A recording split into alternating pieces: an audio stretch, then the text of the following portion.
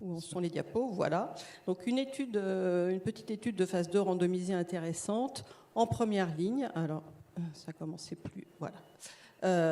Qui est une étude de, entre guillemets, vaccination, où on prend les cellules tumorales de la patiente, on les transfecte avec un plasmide d'ADN, et puis on irradie les cellules tumorales, bien sûr, pour les rendre inactives, et on les réinjecte en voie intradermique toutes les 4 semaines pendant 1 an. C'est une étude randomisée versus placebo.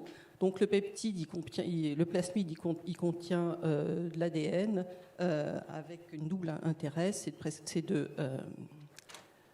de produire du GM-CSF et puis de la furine. Donc l'intérêt, c'est d'augmenter la réponse spécifique aux néoantigènes, d'augmenter la présentation de ces antigènes aux cellules T par le GM-CSF, et la furine, elle bloque les cytokines immunosuppressives.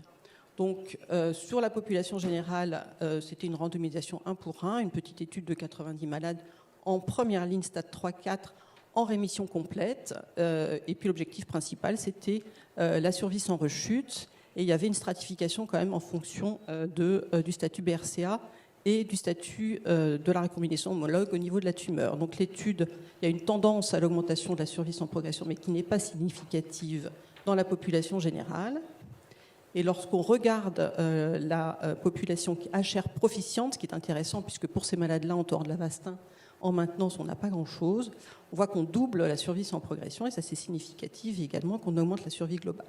Donc c'est la preuve du concept qui est intéressante, et ce serait probablement intéressant de faire des stades, de faire une phase 3 dans ces patientes qui sont HR proficientes, pour lesquelles, en général, on n'utilise pas les inhibiteurs de PARP en maintenance. Donc l'update de